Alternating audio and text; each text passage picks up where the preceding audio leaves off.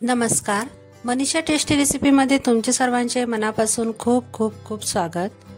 कैरीपासून बरेच पदार्थ बनवले जातात आणि ते सगळे कैरीचे पदार्थ सगळ्यांनाच फार आवडतात। आज आपण असाच कैरीचा एक पदार्थ बनवणार आहोत, चटपटीत मसाला कैरी, जी आपण न शिजवता वर्षभर कशी टिकवायची ते मी तुम्हाला इथं सांगणार आहे। तेव्हा हा व्हिडिओ तुम्ही शेवटपर्यंत पहा आणि आवडल्यास लाईक, शेअर आणि सबस्क्राईब करायला मात्र विसरू नका। चला तर मग रेसिपीला सुरुवात करूया।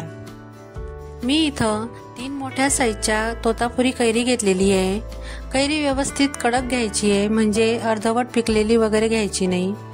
कैरी अगोदर स्वच्छ धुवून आणि कोरडी पुसून घ्यायची, कारण हा वाळवणीचा प्रकार आहे, त्यामुळे कैरीला व्यवस्थित पुसून घ्यायची आहे। आता आपण त्याची साल काढून घेणार आहोत। साल व्यवस्थित काढून घ्यायची आहे। आता मी इथं तुम्हाला एक टिप्स सांगणार आहे। यामध्ये जर थोडाही पाण्याचा अंश राहिला तर हा पदार्थ खराब होऊ शकतो, कारण वाळवणीचा पदार्थ बनवताना तो कुठलाही असो काळजीपूर्वक करायचा, नाहीतर तो खराब होण्याची शक्यता असते। आता या पद्धतीने मी सगळे साल या कैरीची काढून घेणार आहे।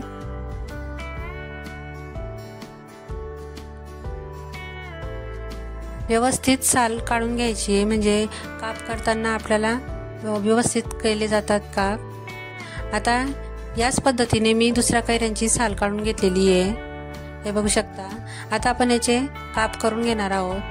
काप लवकर होण्यासाठी मी इथं मोठ्या साईजच्याच कैऱ्या घेतलेल्या आहे, त्यामुळे याचे काप करताना पटकन केले जातात आणि यातील निघणारी कोय असते ती छोटी साईजमध्येच निघते आणि आपल्याला हव्या तशा याचे आपण काप करून घेणार आहोत। तुम्हाला ज्या साईजमध्ये काप करायचे त्या साईजमध्ये तुम्ही इथं काप करू शकता।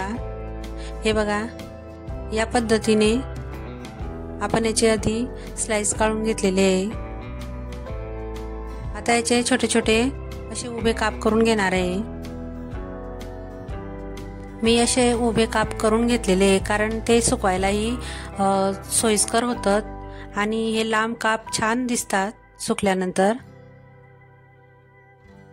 हे बघा, तुम्ही ह्या कैरीच्या ऐवजी गावरान कैरी मिळते तीही घेतली तरी चालेल, पण ती छोट्या साईजमध्ये असते, त्यामुळे ती थोडी त्याचे काप करायला वेळ लागतो, म्हणून शक्यतो हीच कैरी तुम्ही घ्या, म्हणजे लवकर याचे काप तयार होतात। बघा, हे असे मोकळे करून घ्यायचे आणि मी इथं एका कैरीचे काप करून घेतलेले आहे व ते एका ताटामध्ये आता मी टाकून घेतलेले आहे।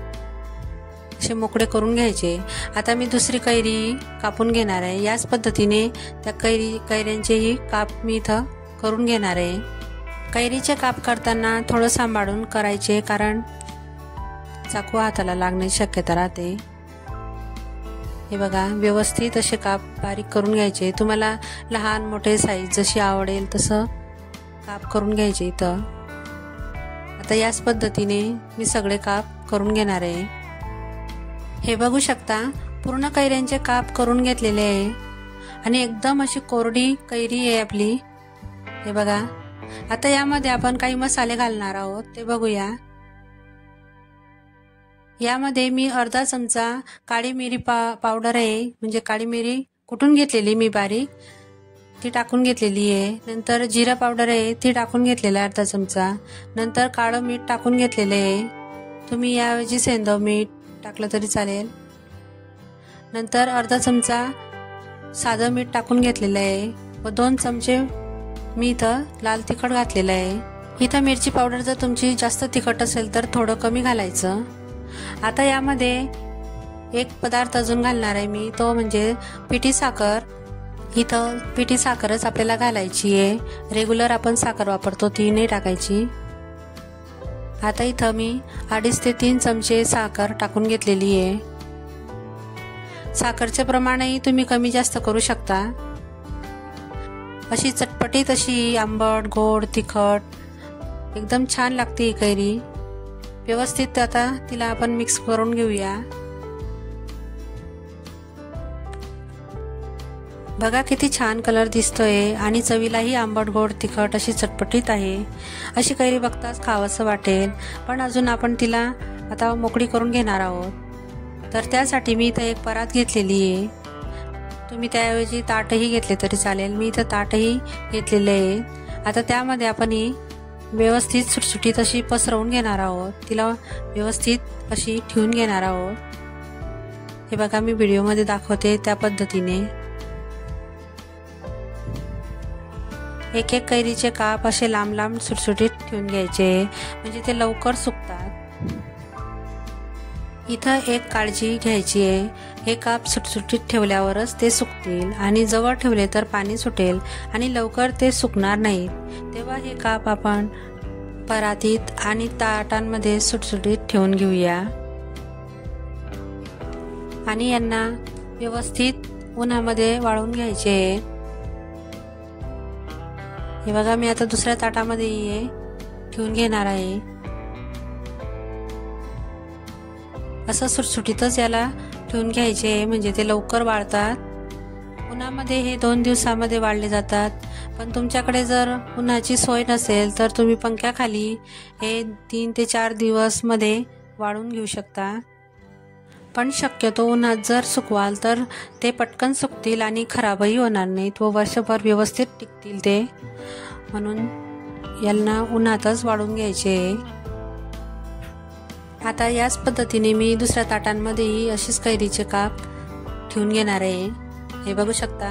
अजून 2 ताटांमध्ये मी हे काप ठेवून घेतलेले आणि बघू शकता किती सुटसुटीत असे ठेवून घेतलेले, त्यामुळे ते लवकर वाळतात. आता 2 दिवस मी यांना उन्हामध्ये वाळून घेणार आहे. आता 2 दिवसानंतर बघूया आपण.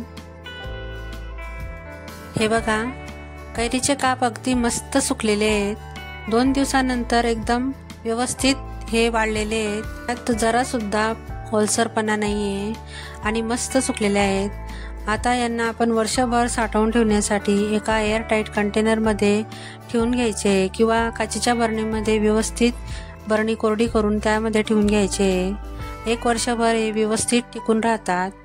या पदार्थाला कैरीचा मुखवासही असे म्हटले जाते. अगदी झटपट आणि सोपी ही रेसिपी आहे. वर्षभरासाठीचा हा कैरीचा मुखवास चटपटीत पदार्थ तुम्हाला कसा वाटला कमेंट करून नक्की सांगा. चला तर मग पुन्हा भेटूया अशाच एक नवीन रेसिपी सोबत. तोपर्यंत मस्त खा आणि स्वस्थ राहा.